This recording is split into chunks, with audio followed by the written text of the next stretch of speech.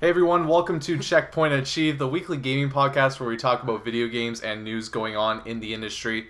This is episode 4, and I'm Bryden Keks. I've got with me here today Gage Paul. And Mike Leahy. We're going to start off with some news. It has been a while since we've done one of these podcasts, 9 days to be exact, so a lot of news has come out. Specifically though, Assassin's Creed 4 is officially announced by Ubisoft this week. We talked a little bit about it last week, kind of considering it as a rumor. Not 100% sure if this was 100% true, but we now know that AC4 is going to be coming out in the fall, starring Edward Kenway, who is the grandfather to Connor from AC3.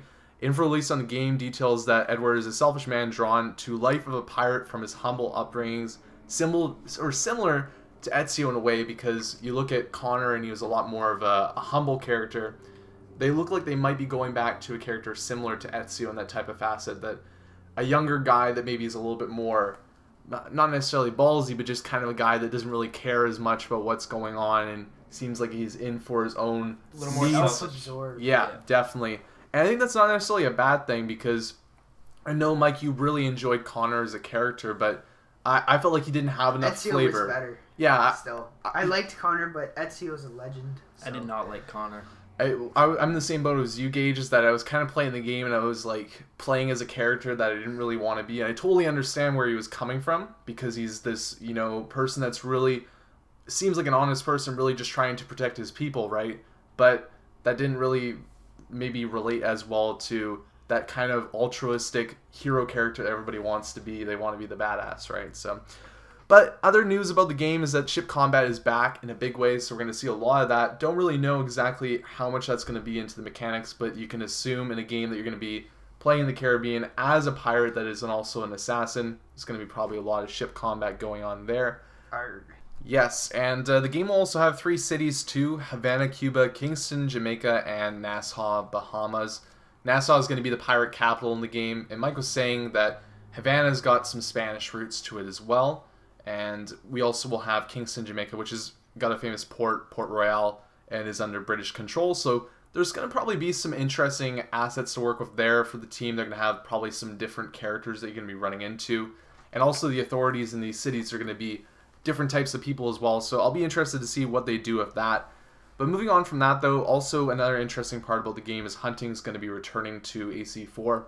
I'm interested to see what they do with that too, because hunting was fun in Assassin's Creed 3, but we've seen a lot of bow and arrow action, a lot of hunting going on as of late in games. I'm kind of interested to see how they, work on that and build from that. And guys from Far Cry 3 are also going to be working on the game too, so they had a really cool hunting mechanic in that game. So it'll be interesting to see what sharks and stuff. I was going to say fishing and whaling, yeah. We'll get to that in 1 second. But the other big part too that's going to be hopefully a really nice part to be added to the game is that you're going to be able to sail freely, which is something that haven't experienced because it hasn't really been a big part of the games in the past. But really, it seems like they're going to try and go for this open exploration between these areas. And these 3 cities are separated, but they can definitely kind of make it more, conjoined together and kind of really bring that together. We have that square map, and really, hopefully, we'll have a place where you can just freely sail on the open seas. And that's something that, if they can get it right, that'll be really cool. And I know that Mike's pretty interested in that fact, specifically just because of the open-endedness that could potentially come from actually having free will to go where you want, right? Yes. The other thing too that they're going to be doing as well is there's supposed to be a lot of these events that you can go into that are more random, but also you can kind of go to these smaller islands or just places out in the wilderness that other, people might be finding a treasure, or you could go treasure hunting as well.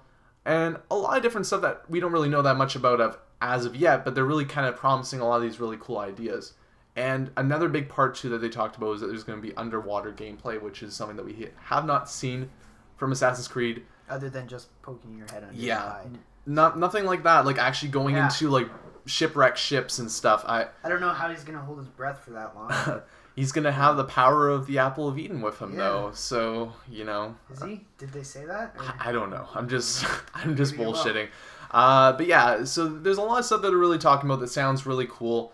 And another interesting part as well is that this is going to be kind of played into the modern day, but the modern day is going to be very much like Abstergo entertainment, similar to Assassin's Creed 3 multiplayer, where you're just going to be going into the Animus and playing this. Hopefully that means there's going to be None of that other crappy modern day story. Like a little bits here and there, but well, from what I understand, you're an employee of Abstergo. Okay. Now, and what you do is, I don't think they're really gonna have any modern setting. Like, you're not gonna visually see it. I think it's just gonna be some background talk and stuff like that. You're just hunting through archives as an Abstergo employee. Yeah, I think the other part too was specifically that you're also going to be trying to find more information on the heritage of that lineage that we've already been touching on before. So, yeah, there's a lot of really cool stuff of that. But the one part that has me on the fence, and this might not be the same for you guys, but I'm just going to sound my opinion. You guys can give me your opinions on what you thought of all this information in the trailer. For me, I've really liked Assassin's Creed games. We've talked about Assassin's Creed a lot in these first 4 episodes. And one of the things I've kind of got across is that Assassin's Creed 3 disappointed me in the game. I put a lot of expectations on that, probably too much expectation.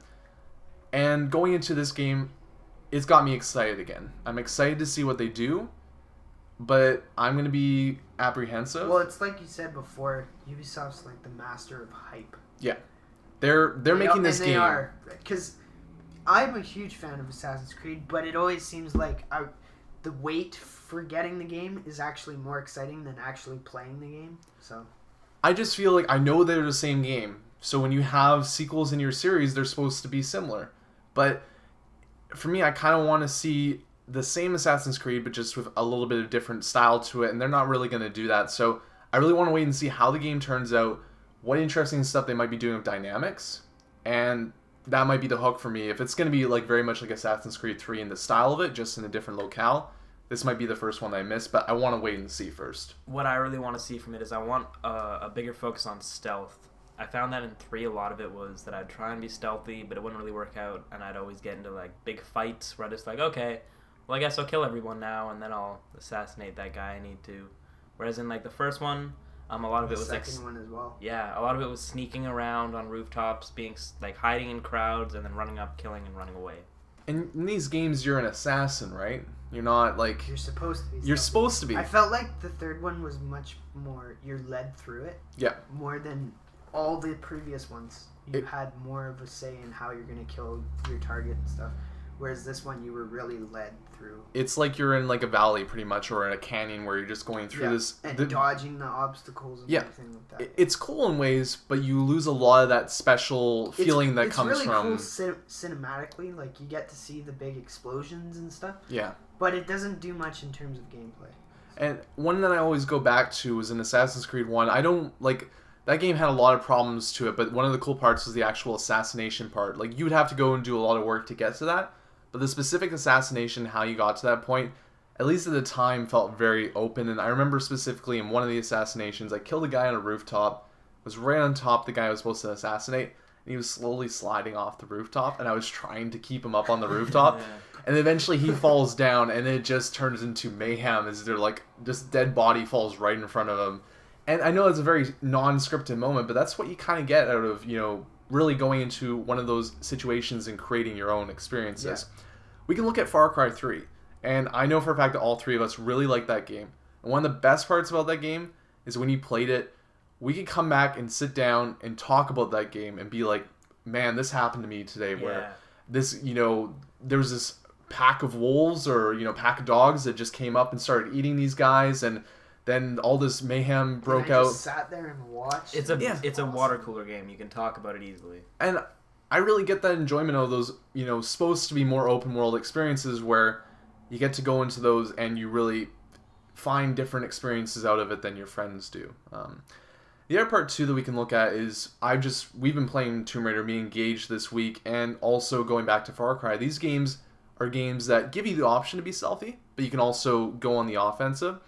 And I'd really like to see Assassin's Creed play with that a bit more, where I feel like we're just kind of talking about the situation that you can be stealthy in it, but there's certain points that it's like, well, now you're going to have to fight these 6 guys. Yeah, I wouldn't keep your hopes up for that. I mean, the whole emphasis of the trailer was this guy can clear an entire ship by himself, so that's not really stealthy. No, it's just kind of interesting to me because I'm joking about the part that he's an assassin, obviously, but you look at these other games that they have stealth elements into them, And when you're given those stealth elements, it just gives you this completely different avenue that you can take into the game.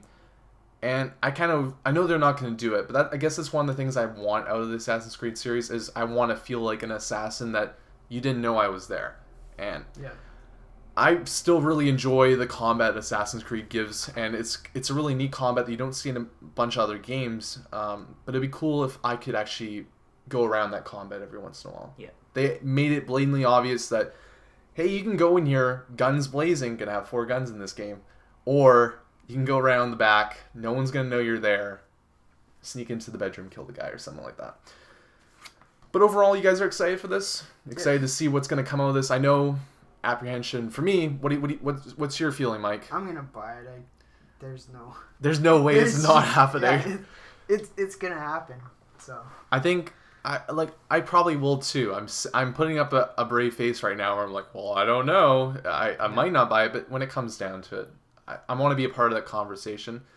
I think that what's going to happen though is Assassin's Creed, they're going to need to shoot themselves in the foot for fans like Mike to go into another game and be like apprehensive. Really have to change something that nobody likes. Yeah. Or And that I don't like for me not to buy. Just to finish up on this topic too, one other thing I'm interested to see is that Watch Dogs is going to be coming out, and one of the interesting parts that you can look back on Ubisoft is that they've switched games where they put a big emphasis on the Watch Dogs. Yeah, Watch Dogs might become the new Assassin's Creed, where you look. Ubisoft, where you Their look new, at flagship franchise. yes, the one that they say this is our game that they show off at E3 and everybody's like. Because they went from what was it before, Prince of Persia? Yes, Prince of Persia, and I was watching a documentary on it or something. Assassin's Creed 1 was actually meant to be a Prince of Persia game, and then it somehow turned into Assassin's Creed. Yeah. So, yeah. And you look at that too, though, right? And it's kind of interesting because where's Prince of Persia now in the big scheme of things? They still make games. They're just not successful at all. And I think they actually good. closed down the series now. I don't there's think they're making any more. Been rumors about, like, it's hard to explain. It might not even be Prince of Persia, but there's been rumors of maybe a new Prince of Persian game. But it'll be interesting to see how that's built, because I think there's going to be more of a core audience that will not want to leave Assassin's Creed, and Assassin's Creed's going to be around for a long time. Yeah. But I'm interested to see how Watch Dogs kind of takes the baton and says, "Yep, we're now." Well, they might just do both of them. Yeah, that's probably what's gonna. That's probably the best. They're gonna have both of them. I think it'd be really cool if they did 2 years apart for each one and just rotated. I really enjoy when games do that, where I want space from the game. Even games that I absolutely love, like, I would not want Uncharted every single year. I'm at the point right now where I don't want Uncharted this Christmas. I don't want Uncharted next Christmas. After that... Well, do you want another Uncharted, though? I kind of wish they'd just leave it. I want... Just run with The Last of Us and do... They're going to do one Last of Us. This is not going to be a continuous series. They've already said that this is a single IP. Is a one-time, But I'd like to... I think I want to see an Uncharted 4, but I want to see it when the PS4's been... Like, I want a good deal of time to go by, and then it's kind of like coming back to these characters that we haven't seen in 4 years, and the technology is tense better, where you're like, wow, this looks amazing. Because Uncharted 2, really cool, but Uncharted 3 was essentially the same, kind of graphically how it looked, except just a little bit better, and everything was like amped up a little bit more. But they were just too close together for me personally, where I kind of felt like I didn't get the same awe that I did out of Uncharted 2 that I did when I played Uncharted 3. But the one actual last note that we want to touch on there for AC4 is that PETA has released a statement calling the idea of whaling in AC4 disgraceful. You know what else is disgraceful? Killing people for money. The whole point of the Assassin's Creed series. There's a lot more things that are disgraceful in gaming. All kinds of video games. Even hunting in different games. Yeah. I mean, so I find it kind of funny that they chose to. Well, it's just they don't have anything else to do. It's like, oh, they're watching it's a video game. They're watching the trailers at home. They're like, I've killed tons of people and things in video games, but I've never killed a real person. Never shot a deer or anything like that. Oh, I really doubt this is going to encourage anybody to become a whaler, okay? Maybe some whalers will like the game, but, It's like PETA just can't... They're like, oh, they're killing tons of people? Okay, that's fine. Oh, they killed 2 whales? Oh, no, you didn't. No, you can't do that. You've crossed the line here. Because I'm pretty sure that once I play Never Assassin's mind that Creed in your 4... stats. I think my stats, I've killed like 5,000 enemies in Assassin's Creed 3 or something. Oh, God. I just think that when I finish Assassin's Creed 4, I'm going to have this, like, inner hunger to kill whales. Yeah. That's what they're trying to stop me from doing. Yeah, but I won't be able to do that, so I'll just have to go get club seals, I guess. Yeah, oh no. Aware that whales are like really heavy. It's kind of hard, PETA. I'm not going to do this. Also, So I need a boat and a bunch of other things. Boat, harpoon. This is an expensive hobby, an PETA. entire crew. Yeah. 3 people is not enough. We're not going to get this done. Yeah. So that was interesting, though. I thought it was unique of them to come out and talk bad about a game. You know what would be funny though, and I'm just thinking of this because Gage here just got an Assassin's Creed tattoo. Wouldn't it be funny if whalers started getting Assassin's Creed tattoos? Is that like their connection now? Yeah. That they're like Their connection to the... their secret connection that PETA will not know. They're like they show their wrist and they're like, oh, okay, we're You can come in. You're trying to like hire someone on Craigslist to be It's a like, part of it's your okay, whaler car. I'm an assassin. You're like, so not code words. You're just like, can you pass me the sugar? And then he lifts his wrist and he shows his Assassin's Creed logo, and you're like, yeah, okay, you're the guy I want. Okay. Speaking of getting an Assassin's Creed tattoo, I was at the grocery store and I was wearing a t-shirt, so it's like visible. And when I went to go, I was getting like samosas out of the deli. When I went to go get the samosas, some guy came up behind me and whispered those, like, what does he say? Which one? When Ezio assassinates someone and he lays them down, he's like... Resquiate. Yeah, pace. some guy whispered that to me. And I was just like, whoa! That's hilarious. We all have bubbles, so Holy apparently yours is broken. Dear God. That's hilarious, though. It's like cool. It's a fun story, but it's also really weird. You're like, So that's the thing, that if you go to like some sort of gaming convention, I wouldn't be 100% sure if I wanted to have that concealed or have that available for people to see, because people be like, oh, a sweet tattoo.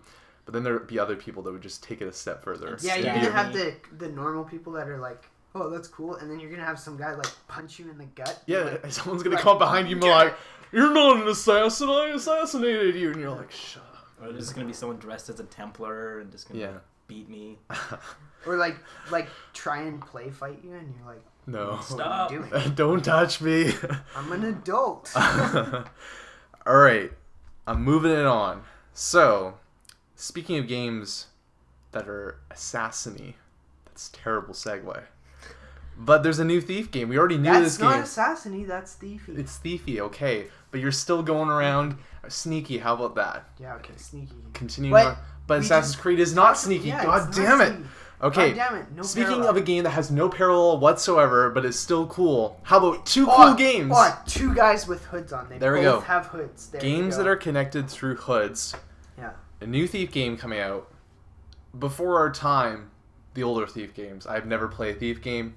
Gage, have you ever played a Thief game? I tried, but it turns out that for some reason they don't work on laptops. I think that sometimes older games do not read on like newer hardware, like Vista or Windows 7. So, What does read on Vista? Okay, so the game was called Thief 4. It was supposed to be coming out, but it was one of those games that was kind of floating around, not really sure if it's actually going to happen. Game Informer for the month of April is going to have a cover talking about the game. Lots of info is going to be coming out of it, but at least we know that Thief is real, and it's supposed to be coming out for next-gen consoles in 2014. Not called Thief 4 either. It's going to be called Thief. And on the little knowledge we know, on the little knowledge we have from previous games, is this something that seems interesting to you guys? So do we think it's going to be a reboot then? Is that what they think? I don't know. Like, I think it's a reboot in the same way Tomb Raider is, where it's not remaking the game. It's a new story. Yeah. But it's just... It's not canonical to the others. Yeah. But it's going to be taking the same character, same situation, and probably just kind of creating something new with it. I can't speak much to this game because I really don't know that much about it. But the thing that really gets me interested is that when people talk about games like Dishonored, when they talk about games that are any stealth Dishonored games, was a good game.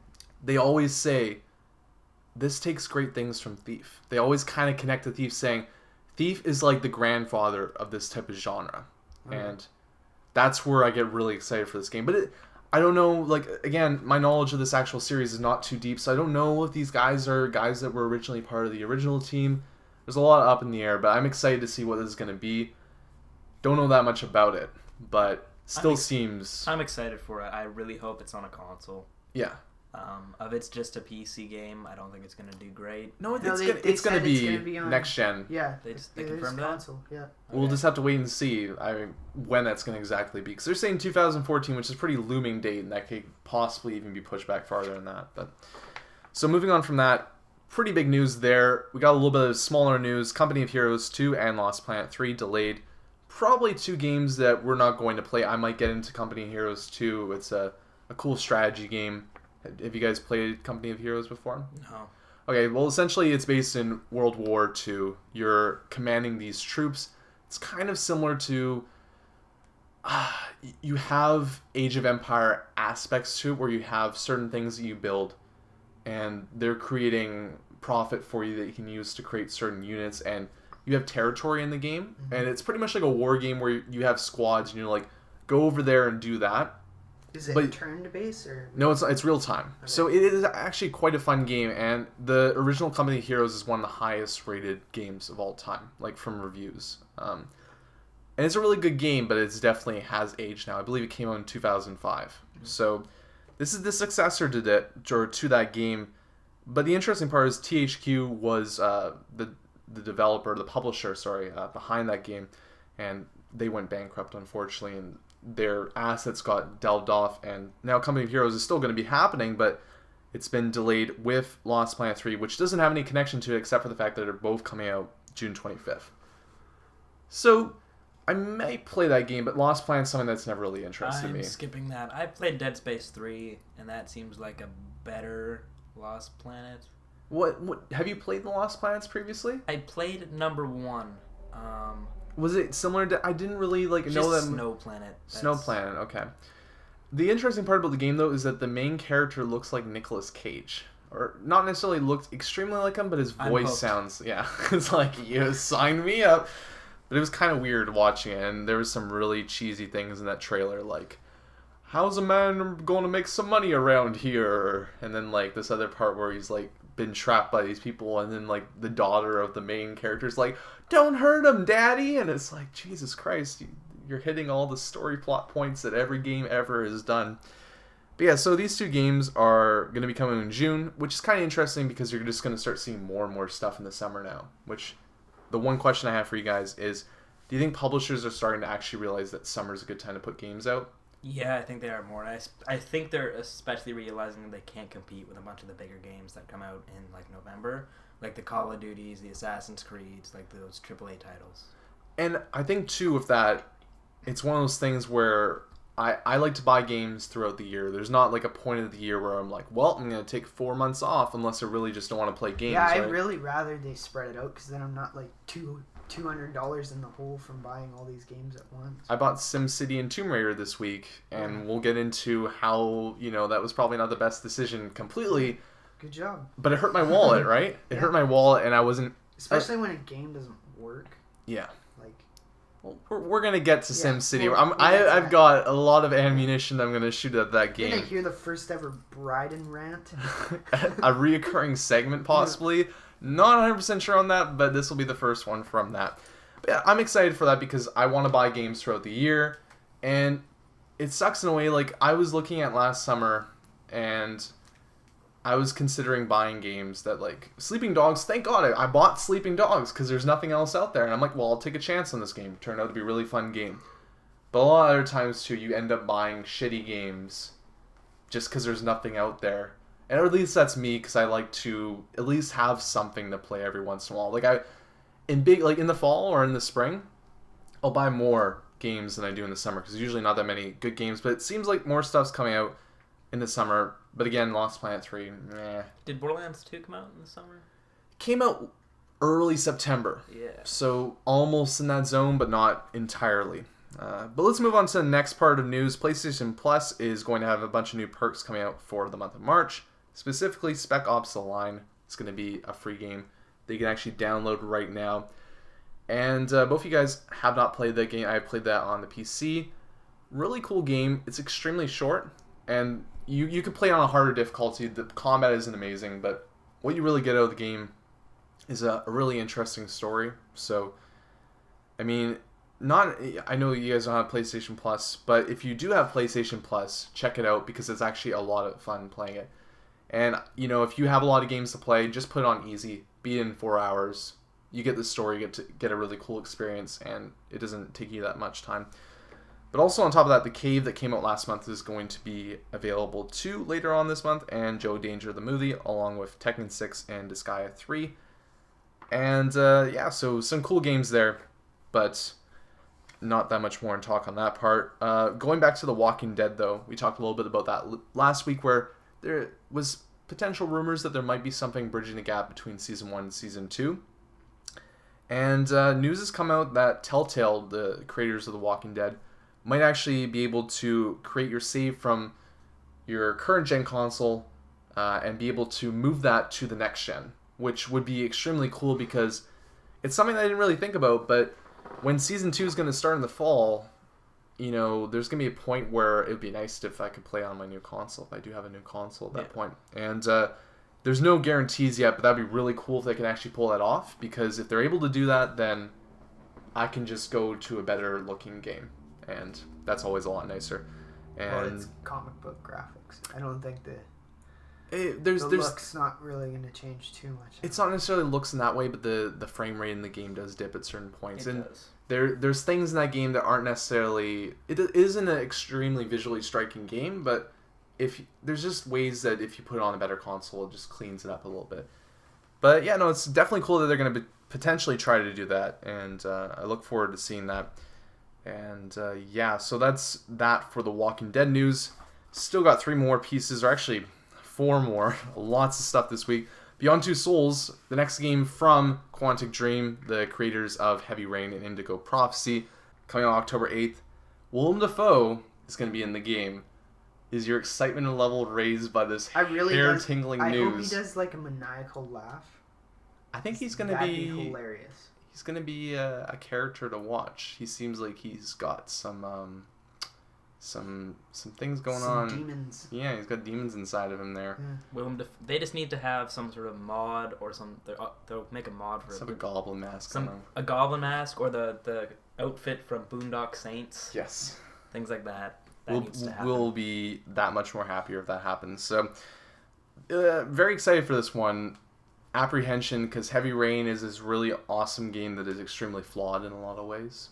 It's one of those ones that you're not 100% sure to actually play it. So, but interesting to know nonetheless that Willem Dafoe is actually going to be a part of that. And yeah, so Metro Last Night is another game that has got an official release date as well. The game previously published by THQ, now Deep Silver, the guys that also purchased Saints Row and made Dead Island.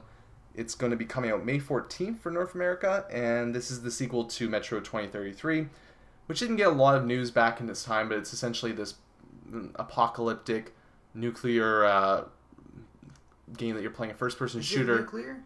Well, it's after war. There's nuclear toxins in the area, so that you actually have, like, I think one of the parts of Metro 2033 is that one of the pieces that you have was like a nuclear radar showing that you cannot go into these areas, and you're fighting these people but also mutated monsters too. It looks like a monster shooter sort of thing. It's based in Russia as well, so it's got an interesting style to it, and the characters actually speak in Russian in the game, so it's kind of... That was actually... Metro 2023 was a good game. Yeah. It just didn't get a lot of press. Yes. But yeah, the last piece of news that we got for today is a bit of rumor news, and this comes from Senior Vice President of Sony Entertainment, Michael Denny. He may have let the cat out of the bag on Gran Turismo 6, a game that's been in development since 2010. In an interview with Silicon Republic, Denny was quoted in saying, "You look at the games coming out on the PlayStation 3 this year, like The Last of Us, Beyond, and GT6. Interestingly, Denny did not correct himself and seemed quite confident when listing these games as future staples of the PS3. Sony has yet to deny rumors of the GT6 game, so Gran Turismo is still... They didn't say, nope, this isn't true. They came out and just said, in 2010, Kazunori Yamauchi has confirmed that Polyphony Digital has commenced development for Gran Turismo 6. We look forward to sharing further details on this title in the future.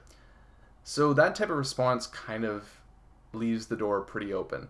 And I'm not a major racing fan, but it'll be interesting to see if they actually do come out with a game for the PS3, because the gears are shifting to the PS4 now. Everybody's releasing for PS4 now. And it makes sense, because if they've been working on the game for 3 years, then that's obviously something that they can't just switch the hardware on unless they spend another 2 or 3 years. And then you get into Gran Turismo 5 that took forever for that game to come out. But it'll be interesting to see nonetheless. They had to release a prologue for that. That was like the part where it was like, don't worry guys, we're still making the game, it's cool. Yeah. Here's a little bit for you to keep you happy. Crumbs. Yeah, just take it. And that was just $39.99 for a game like that. I thought it was originally sold for a full $60. It was. No, it was $39.99. I'm positive of that. It went down after that. That was the hitch with it, is that like, we're not making, this isn't the next game. This is like a sample of it. This is a prologue. This is a prologue, but it's $40 cheaper. Buy it. And people were like, all the racing fans just went for that one. Drive Club instead. Oh, Drive Club. Just because I love that name. And I love how they think it's so awesome that they had to copyright it 9 years in advance. Hey, I think you can go look at that right on the internet? Yeah. 9 years ago. It's a long Drive time. Club. Drive Club, man. So that is the news for this week. Lots of stuff going on. Let's jump into what we've been playing, though, guys. Lots of games coming out this week, specifically Tomb Raider and SimCity being the big ones out of that. And we've been playing those, but we've also been playing a couple other ones as well. Yep. I'll start off with you, Gage. You've been playing still. We're going to start off Dead Space 3 because you've been still playing it. Yeah. What's the situation on that right now? I don't want to play any more Dead Space. So have you gone to the planet yet? Because I've heard the thing is that the game's fun until you get to the planet. Yeah, I kind of got to the planet. I did one solo mission on the planet, but I haven't really done much else. And I played Dead Space 1 a while ago, a couple months ago, before Dead Space 3 was out. Then I played Dead Space 2 because I didn't finish it, so I was like, I need to play this to get ready for Dead Space 3. Dead Space 2 wasn't as good as Dead Space 1, but it was still fun, so I was like, this is good. But Dead Space 3 isn't as good as Dead Space 2. Which isn't as good. As Dead Space 1. Yeah. And there's microtransactions. And you get burned out in the games too. That's one of the things that I really try not to do with games anymore, is that even though a new game's coming out, like God of War Ascension's coming out next week, and I've thought many times about just buying that 5-game collection and just hammering through it. 5-game? Yeah, there's the God of War 1, 2, and 3, and then the 2 PSP games that have been ported. Okay. So they're certainly like $29.99 for 5 games. That's a pretty good deal.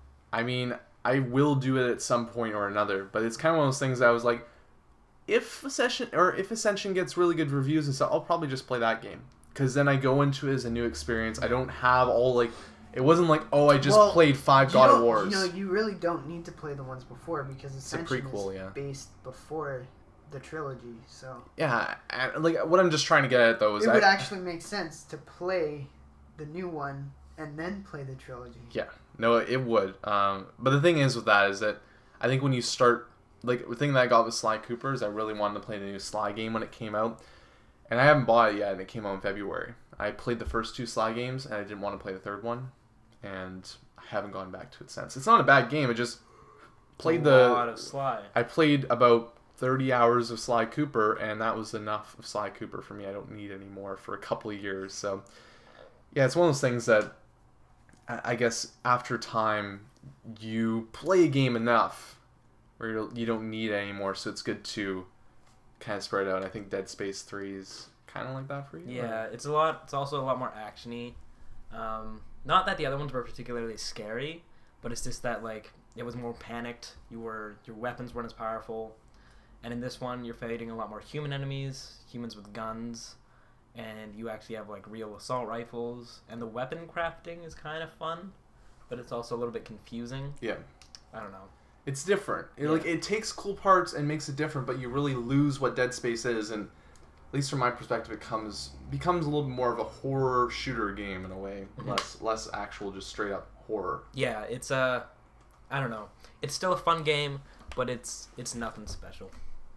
All right, so you've been playing that. What else have you been playing this week? I also started Mass Effect 1 because I never got to play those games, and after seeing it at a friend's house, I was like, I should probably do this. Yes. And that is a game that you're going to need to play over several months if you're going to get through that. Yeah, because those games are freaking like 30-hour games if you want it to be. So. Yeah, and it is. Mass Effect 1 has not aged well. It's different than the other two. Like, I mean, when you get to 2 and 3, you're going to have a different experience with those games. But there's something to be said about playing the first one as well, because the first one has a very different story than the next two. Okay. Because the first game, you go into that game, there is kind of a, our plan is in danger plot, but as you go through the series, it really starts ramping up the kind of like the whole universe is going to, die if we do not. It's going to shit. Yes. So, I mean, when you play the first game, it's kind of cool because it's actually, when you play the first game and you start playing the other ones, it's a really long game, but it's kind of like a cool prologue story to what, Shepard gets into in his whole experience with the... Or her, yes. Or her. Did you play as a girl, Mike? No, I never played Mass Effect. Oh, okay. I just know that you can do both. Yes. It's one of those things that, you know what? Actually, the female character is better, too. She's got a better voice actor. Because the male voice actor is just kind of like... Okay. But you enjoying that? It's confusing because there's a lot of alien names like the Geth, and then there's also some other ones. It's a lot of stuff going on. It makes sense after you've been there for 90 hours, Yeah. where you're like, okay, those are those guys. I can tell it's like another game I compared to, not really at all on gameplay terms, but in the beginning of Dark Souls, you have no idea what you're doing, and it's just like, okay, I'm just gonna go through this. But like when you've played it for 70 hours, you're like, okay, I know exactly what's happening here, blah, blah, blah. I don't need anyone to explain it to me. Yeah. Let's jump into Tomb Raider, though. So you're about 4 hours in. Yeah. I beat the game today. We're going to save most of the actual talk about what the game has to offer for the spoiler cast, because we're going to do that probably in the near future. But the game in general, though, what do you think of it as a whole so far? Because I know you haven't played through all of it yet. I'm having a lot of fun with it. I really like how it's kind of similar to Uncharted, but it's just different enough that I don't feel like I'm just playing an Uncharted clone. Uncharted is the clone of Tomb Raider. You know what I mean, though? Like, that's the thing, though, right? Is that Uncharted... This is what happens to games every once in a while, is that a game comes along in a current generation, and it does it so well that the landmark, or the benchmark Somebody does something that someone else did, but they did it better. Yeah, and that's now the new benchmark that you need to set yourself at. I'm not gonna lie, I did not enjoy the Uncharted games very much. Yes, so this is good because it's not necessarily going the same route as that, and I like that too because it does has its set pieces. Like the first 15 minutes of that game, quick time events. It is just like you were inundated with all these quick time events happening, and I was really worried about the game because I was like, if this is what the game's gonna be, like this whole opening sequence here, then I'm not gonna necessarily be excited to play this game. Yeah. But after that, it's really cool what the game does because you start off this character, she's built up in this game to actually have a personality and actually be someone as you play through the game that you actually care about. In other games that you've played similar to her, like older Tomb Raider games, she's just kind of this senseless person similar to Nathan Drake, where he's this guy that you go around, you're playing as him, but you can totally tell that he doesn't really care what he's doing. And that's totally fine that he's doing that, but they sell that point. Like he makes quips and jokes while he's playing. Like while you're playing as him, he makes jokes like, oh, that guy died funny or something. There's a Spider-Man thing going on. Yeah, so it's kind of like you accept that and you're like, okay, this character's like this. I'm never going to connect to him specifically. I'm going to connect to him as like, this guy's a cool guy that goes and does adventures. That's kind of neat. But as a person, like if you're in that situation, again, going back to Far Cry, the beginning of Far Cry, they did a really good job in that game of kind of making you feel like my actions... making the transformation from a normal guy to... Yeah. Cold-ass killer. They did good with that too, right? Yeah. Like, it was one of those things that I enjoyed that process. I think that they went a little bit too far in that game because there was a point where I completely disconnected with the main character where I'm like, you're now a crazy psychopath. I would just leave this island. But going back to Tomb Raider, though, the cool part about this game is that they start off with this character that you really spend the first hour of that game getting to grips with the fact that you're shipwrecked on this island. And it's kind of a cool thing that they do that, because for me at least, I got connected to the character from that. And there is a point where she goes, much like Far Cry 3, where she goes from being this person and you're like, I can't believe I killed this person. That first kill she does with the gun I was just like, oh, that's sad. Yeah, it was a bit brutal, and she's wringing her hands about it. She's upset about the fact that this has actually happened. But then, literally 30 seconds later, you are killing other people. And she's still... I think that other people have been a little bit too harsh on this. She still is upset about things like that, you know? And she still expresses that through the game. She learned to kill people like a military genius, though. Like, again, there's guys who have video games. Video games. But then they went into so much... Yeah, okay, I didn't play the game. I shouldn't be commenting. But what they do is they do talk about, like, how, you know, her father taught her how to hunt and stuff like that. There are little references, like... If you ever need to do this, Laura, here's how you hold a gun, type of thing. And it's very throwaway, but it still kind of like says, well, she can kind of do that, In case you're ever stranded on an island with insane killers, here's how to shoot. Yeah. So they do that, and they show that they make a slow process of making that happen. But the cool part about this game is that once it gets going, it's slow at the beginning, and it's worthwhile how slow it is at the beginning. But once it gets going, it becomes a really fun adventure. Where...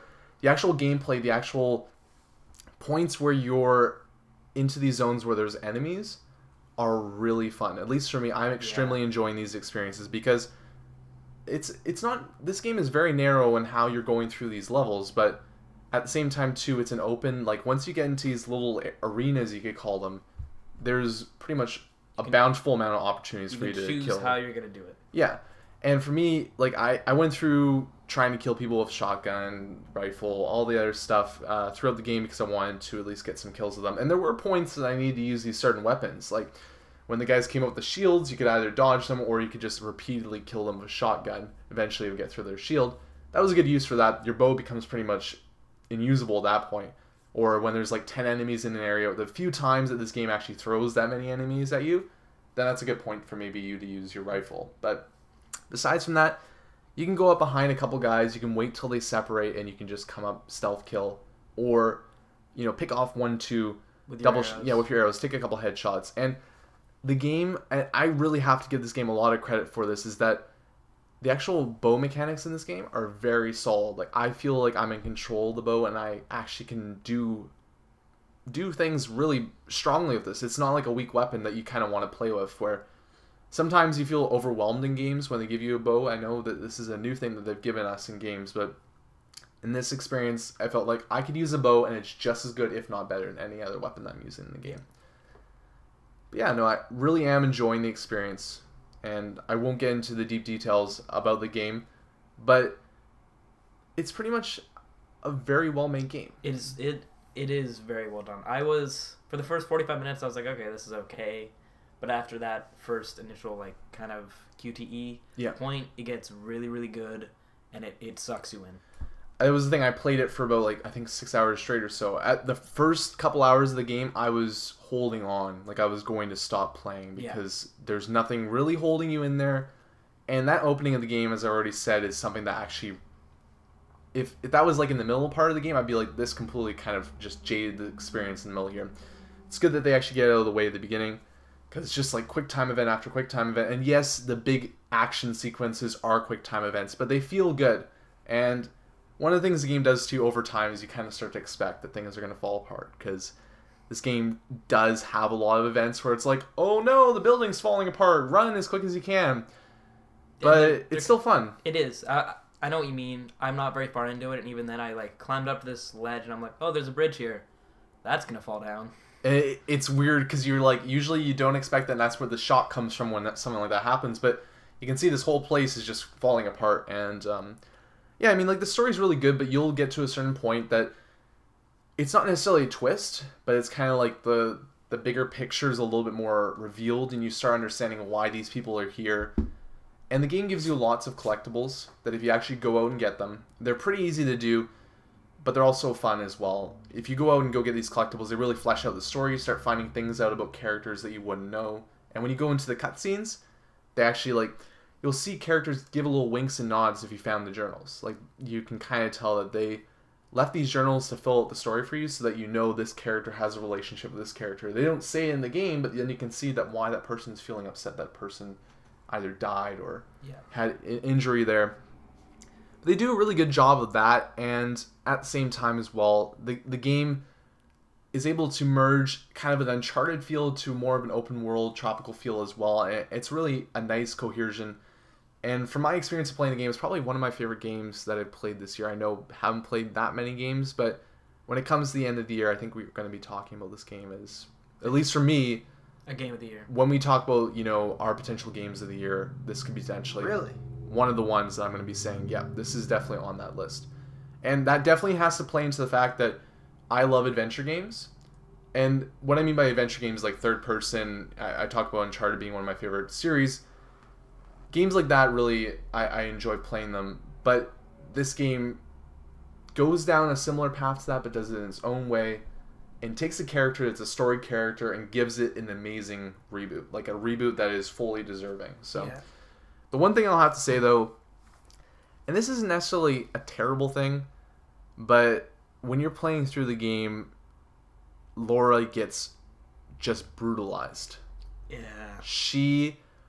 You've seen most of it, but it just continues, and one of the best parts about the game is by the end of the game, her shirt's completely cut up, she's got all these cuts and things everywhere, she's got scars all over her body.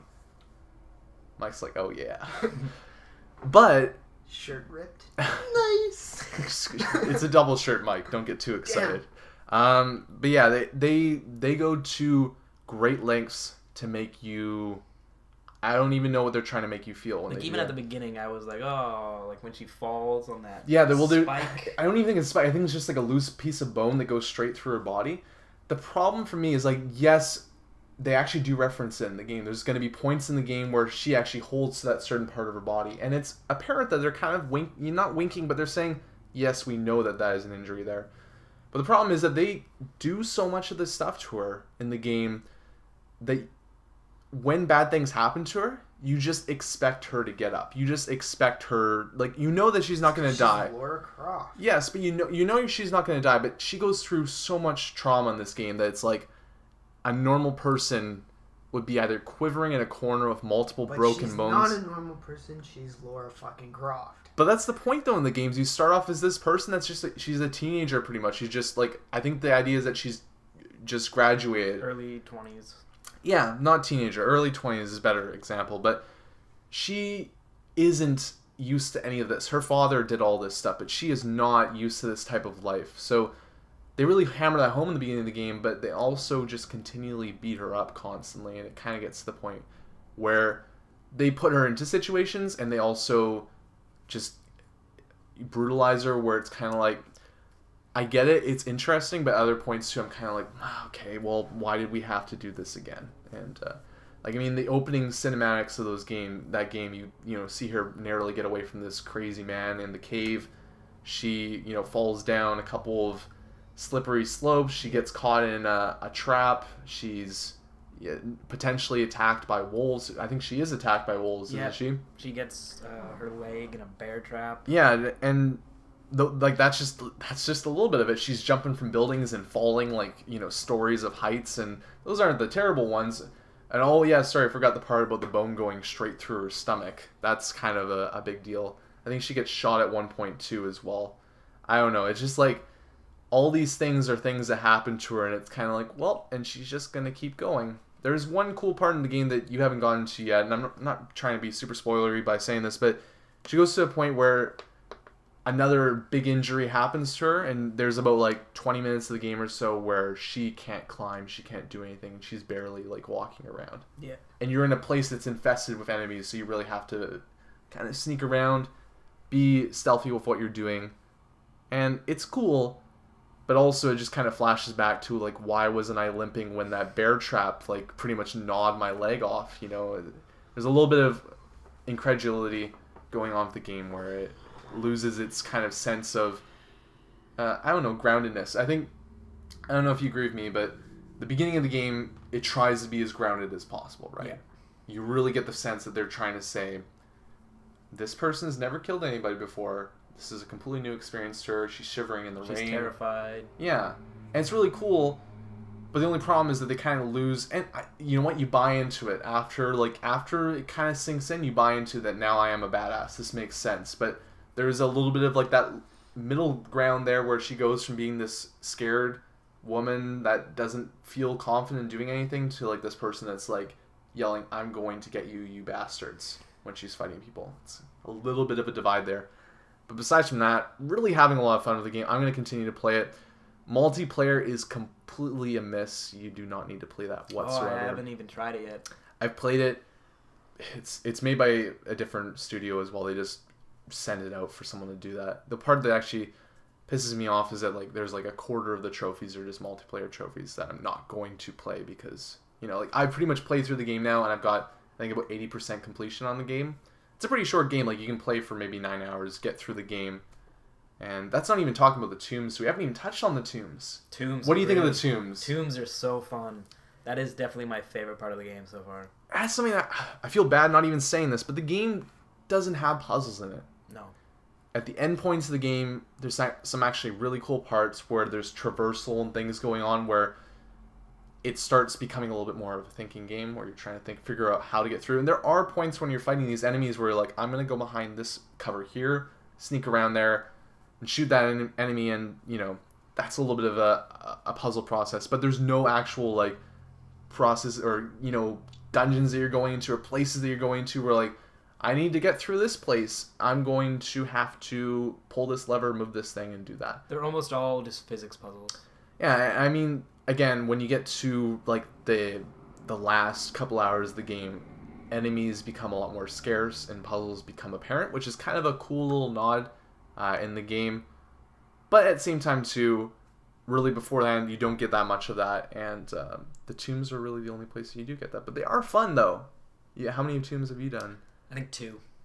They're enjoyable, but they're short, right? Yeah, they are really short. I got through the first one in like 10 minutes, maybe. You pretty much what you have for these tombs is that you have to go into them and take a couple minutes to get into them fully, but then you get to this one big puzzle, and once you solve that single puzzle and you get up to the top, that's when you get to whatever jewel or thing is awaiting you there. It's kind of fun though when it says tomb rated. I like that part. Yeah, it's like that's big, yeah. Look what you did there. Another funny part too is when you're getting like artifacts in the game, it's like you're looking at some of them sometimes and you're trying to find the secret part to it, and it's like, oh, this is just a knockoff from China. It's kind of funny that it does that, but that's pretty much Tomb Raider. Yep. And I guess I don't know how far you're gonna get through the game, but maybe next week we'll do a spoiler cast on that, depending on how far we get through that. We'll talk some tombs, talk about some spoilers. But yeah, no, you can send in your emails to checkpointachieved@gmail.com, and specifically you can ask us questions regarding Tomb Raider. We'll get into nitty-gritty details in a smaller episode. What we'll do probably for next week is we'll have a shortened regular episode and then like a 45-minute spoiler cast. So it'll still kind of be like we're doing a normal episode length, but it'll be split into 2 separate parts. But yeah, stay tuned for that when we do that. And that's probably coming next week, but we'll let you know pretty soon when that's going to be coming out. But besides from that, that's what you've been playing this week? Yep, that and a little bit of Assassin's Creed, but nothing else to talk about. Yeah, no, fair enough. And Mike, you haven't played that much Walking Dead. You're saying it took a break. I haven't really played any games. But you have one thing that we can talk about, because we've been kind of waiting a little bit. The BioShock thing? Yes, because I've played through BioShock. Gage has played through it multiple times. I sent my copy to you. You got to play through it. You got to a certain point where you're just like, I got to see what I got to see. I got what this is about, and you're good. That's what I do. No, it's fair enough. That's how I roll. But you enjoyed the story from it? Was it? I did. I thought it was good. Yeah, and what about that turn? I think that it helps when you're more invested in the game. When I decided to kill him, I was like, would you kindly fuck off? Yeah. No, I think it's unique, and I enjoyed it because there was points in that game where I was kind of like, I felt like there were some points that frustrated me. I was getting a little bit bored at certain points, but then when I got to the actual, that kind of halfway point where it's like, this is the game. No, it isn't, and then it completely changes what this game is about. It's still the same game, but you flip the switch. But yeah, no, playing that's got me really excited for Infinite. I'm not going to play Bioshock 2. I'm just going to stick to Bioshock, then go into Infinite. But I'm really excited what they are going to do with that game. And I mean, I've tried to go media blackout. Have you watched that much stuff on it, Gage? I watched everything that came out like a while ago, but I haven't seen anything recent. It's kind of what I do too, is that I look at stuff that comes out initially, and then my hype meter for that game gets to a certain point, and I'm like, okay, I'm good enough now. I don't need to watch all this like little extra stuff that comes out later on. But I'm not going to go with massive expectations. I still think, though, that this could be a really special game. It better be a good game because they keep delaying it. Well, it's officially coming out the 26th now. I know. But it's been pushed back and pushed back a few times. You are 100% right on that fact. I know I'm 100% right. Wasn't it supposed to come out in February at some point? Like yeah, well, it was even before then. It was supposed to come out in the fall. Yeah, they pushed it back a couple times. Yeah, so it's been a long time coming for that one. But it'll be really exciting to see what that's about, and I just have to wait and see on that one. But what have I been playing? I've been playing Tomb Raider. We talked about that. But there's another game that came out this week. Another pretty big title. Oh, yeah. SimCity. There we go. Bryden rant number 1. Well, it's not a rant to start off with. I was really excited to play this game. I've never been a massive fan of SimCity games. I've played them in the past, but I've, kind of stayed away from it because it was just something that didn't seem 100% interesting to me. But this one I was really excited for because it's, current technology, taking that and then making it into a game like this. It looked really exciting. I started up the game the next day, or actually I bought it Tuesday morning, played it at like 10 a.m., no problems with the servers or anything like that. I had to go onto the Oceania server, but there's supposedly no problem with doing that. Played it for a couple hours, had fun with it. Then I went and played Tomb Raider for the rest of the day. Tried to come back that night to play it though, and no doing. No dice. No dice. There's multiple things where it would just say error, the servers are down, error, you can't access your city. Maybe it's because you went to a different continent's server. No, I tried multiple servers. The servers were busy. It was essentially a shit show, and this is happening for everybody as well. Where people got their reviews out and were able to say, "Yep, great game," but then when actually they were testing online, this has just gone terribly wrong. And this has to totally do with the fact that it's online all the time, and they took a game that didn't need to be like this at all. No, it didn't need to be. But they did this because they wanted to make sure that everybody was buying the game and not pirating the game. And they spun it so that you could have like this fun multiplayer experience, but supposedly people are having issues with actually setting that up properly. And right now I played about 4 hours of the game. I was lucky to get into it this morning, play about 60 minutes of it, so I've gotten to see a little bit more of it, but really it's been extremely frustrating. I actually lost the save because it just signed me out at one point, and there's not much more I can say though. I was hoping to actually come into this and just talk about how cool this game is because it had a lot of really cool previews to it. It looked really awesome. But it's extremely frustrating when you go out to a store and you spend your hard-earned money to play a game that you're excited for and it doesn't work. How much were they selling it for? Regular price. Full price. Yeah, so it's pretty much infuriating that right now it's Thursday. This game came out on Tuesday, and it's still not working. It's not working now. They're saying that they're going to actually take away some of the special features of the game to try and just make it work for now, and then they're going to add them back in later when things are back to normal. But I don't know how I feel about I'm almost at the point I wish they probably are going to have to give people their money back if they're not going to be able to work this out. But I'm at the point right now where I don't want to play the game. Even if they fix the game, I'm going to need some period of time to be just sit back from it because I'm frustrated and angry because it's something that I actually spent my money on. Really excited for something that's going to be a cool experience. And yes, it is kind of a cool experience. There are things wrong with the game. But the major issue that no game should have is that it should not be broken on day one. No game should ever have that issue. And this game does have that. It's been broken for 3 days now. You can get in every once in a while, but it's still not working. Yeah. And don't get me wrong, it's cool, the improvements that they made to this game, the actual zoning that you can do for areas, get people to move into those areas, the actual just setting up your water. You don't have to set up pipes through your streets, or they just go actually straight through your streets. You don't have to worry about anything other than that. That's all very cool that they get to do that for this game, and they make it a little bit more streamlined. But the parts that are frustrating is the multiplayer part. I do not want to play with people. I mean, I guess if I do have people that I know that I can trust, that I can maybe have a fun time with, then that's kind of a cool thing.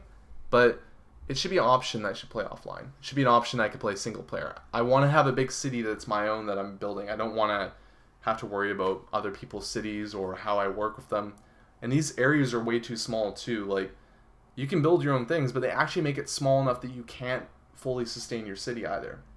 Your city gets to a certain point where you pretty much aren't able to fully meet the needs of your people in your city, and you have to go to the other cities and get their help and be like, well, I have extra water and you have extra, power. Can we do a switch here? Or, I need some extra money. And that's the idea of the multiplayer, and that's what they tried to make it. And they made it on purpose like that, so you had to do that. But just really frustrating that that's actually a part of the game. And surprise, surprise, EA. I mean, you look. I know that you Damn are. it, EA. You look at yourself, right? And when you're playing Dead Space, or you've been using microtransactions from time to time, not excessively. You just said when you had a little bit extra money in there, you put some in. But they're pushing that stuff. They are making that like a part of their games, and they're just essentially doing all these things that, yes, it is ideas that are good ideas and good marketing ideas, but they're not doing it with the right technology. Like this always online idea, I don't think is something that we can do yet. There are so many people out there that don't have internet connection that's steady enough to play a game online all the time. And I feel really bad for people that are big SimCity fans that live in a place that they just don't have that great internet because they can't play this game just because EA wants to make 100% sure that they are not being pirated. And I understand that they want to do that, but I think that they're going to have to definitely look at their future games and be like, we can't do this going ahead. But yeah, maybe next week I could talk a little bit about SimCity. Maybe not. Maybe the game will still be broken. But if I do, I'll go a little bit more into the details of what's this game's got going on, because I've only been able to really play 2 hours with one city because my other city got destroyed. By the cloud. Yeah, you can't even save. It just saves for you. You lose your connection. It might be saved, but it might also not be saved. So, can you go to war with other cities? No, you can't. That'd be cool. Could you go to economic warfare with other cities? I don't know what economic warfare is. Economic warfare? It's like money. Just throw money at each other. Well, no, I know what you mean. Well, the U.S. and China right now are. Yeah. Well, could you team up with other cities to snuff out this one other? You can make a shanty town that actually lowers the retail value of all the places near you. You can make a ghetto. Yeah, well, you can pretty much make Detroit in the game if you want. Detroit. There's a glitch in the game that you can actually go to other people's places, like other people's cities, and for whatever reason you can't drop anything normally, but you can drop parks in their city, and it spends their money, not yours. Oh, that's so you hilarious. can just drop parks everywhere, and it destroys all their buildings. So you lose your fire depot that's 30,000 simoleons, and you replace it with a park. I think it'd be really cool if you could just because you were saying you can't self-sustain a city, right? Yeah. So if you could just team up with 3 other cities, you can make make this one city not be able. That's what I want. I want one. The problem is you actually can play as all the other cities, but the problem with that is that they're not connected, and it's who wants to go home and play SimCity is kind of like one of those games that you sit back and relax and play it, right? Mm-hmm. It's a game that you get to kind of play God mode, right? It's fun in that aspect, but the problem with it is that you, at the same time too, when you're trying to control 3 cities, that becomes stressful. That becomes work to do that. So why would I want to control more than one city when I want to just make one city really nice? And they don't let you do that because, they do let you do that. I shouldn't be too hard on that part, but just the capacity of your actual city is not up to what I was hoping it to be. With that said, one more game, finish off this episode. And this is an old one that I pretty much said I was going to put down. But I went back to Bulletstorm. I jumped back into Bulletstorm. I don't know what made me jump back into Bulletstorm. How far into it were you before? I was 3 hours. I was really not that far. I was in the second act of the game. There's 7 acts in the game. The first beginning of the game is a bit of a slog. More of the game is based in that part, and it starts going a little bit quicker later on. But the game, you know what? I gave it a second chance, and I kind of came into it saying, this is going to be a game that I'm totally not going to get a lot out of, but I'm just going to play it. And I felt like I was trying to connect to characters at the beginning of the game that were immediately killed off.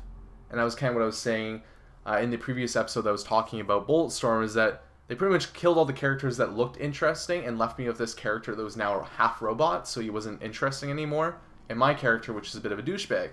So I was like, this is going to be a fun 7-8 hours. You know, no real interesting characters to work with there.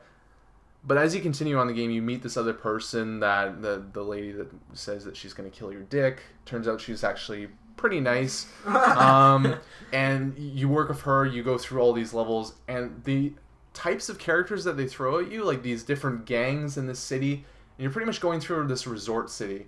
It's just, it's a cool concept, because after a while you totally get excited about the fact that you're getting these really weird kills, because you have like the kill tree that you're trying to get these really the better experience points so you can buy stuff, right? But they give you all these really crazy weapons down the road, and it gets really fun in that aspect.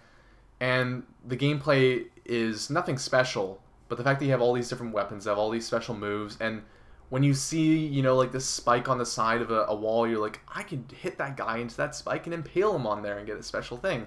It's kind of different that they do that, but then you start looking at your environment and start going like, oh, well, that's a plant that actually eats people, so maybe I'll kick them into that plant and the plant will eat them.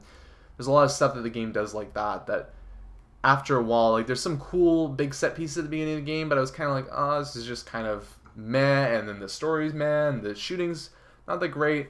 Once I actually gave it a shot, everything's kind of started coming together, and the game leaves a terrible cliffhanger where the General Serrano's the main character that you're trying to kill, the guy that you were working for back in the day, and you were going around pretty much assassinating these just reporters and people that were saying bad things about him. You're kind of like his cleanup squad that would go around and just pretty much deal with all his dirty work that he didn't want to deal with. And then it turns out that you're actually killing these innocent people and you're not happy about it, and then you go after him for years and you can't do it. So this game is pretty much based on revenge of getting to him, and how your revenge gets in the way of like your friends and your crewmates dying, and you're stranded on this resort. By the end of it, though, it's really kind of cool how it turns around and your character becomes less of a douchebag and more of just like this guy that you understand is just trying to get redemption. And the characters in the game, they don't grow because it's pretty much dick jokes throughout the game. Like it's pretty. I'm gonna kill your dick. Yeah, I don't have them all here, but you know, like you're working with him at one point, and he's like, "Come on, you limp dicks, let's go over here and do this." And there's more things Somebody that was obsessed with dicks like. on that crew. Ishii is one of the characters that we continually called him Sushi. You know, so there's racism. You got dick jokes. You have other, you know. Who made this game? Same guys who did Gears of War. No, not them specifically. Epic Games, and then People Can Fly. The guys that are making Gears of War Judgment are the guys that made this game. So That just makes me less excited for Gears of War Judgment. yeah, it's not the main studio working on that game. But actually, I'm the opposite way, that I was not interested in the game. The fact that this game actually turned out to be alright, I'm kind of like, maybe I haven't played a Gears of War game in a while. But that could be something that I might look at just because of the fact that this game actually turned out to be a competent shooter. It wasn't a terrible shooter, and I enjoyed my time with it, and I kind of got to the point where I was like, yeah, this game is making fun of itself, and it's goofy, and it's not serious, but that's totally fine. It's still a great shooter. You have fun fighting these guys. There's nothing really wrong with it, and it's just, it's not like a AAA blockbuster, but it's still a pretty good game overall. So, I mean, if you haven't played that game, give it a shot, and it's nothing special, but like I picked it up for $9. Yeah, exactly. So, I mean, I got my money back, definitely, for that experience. So, with that said, I think that's it, guys. You have anything else you want to say? Not No? particularly. All right. Well, like I said, stay tuned. Probably next week we'll do a Tomb Raider spoiler cast, and Mike will not be there to talk about boobs. He's here, though, right now. Well, actually, I'm gonna go play that game so that I come So back, you're gonna play that game just on purpose so that you can... be part of the spoiler cast, and complain about how her boobs were too small All right. for a video game. Sounds good. Although I'm pretty sure the real chick's probably quite attractive. Okay. Okay. Yes. She is. Good. All right, that's it, guys. Hope you enjoyed. Stay tuned next week. Thanks for watching. I'm tired. When you play...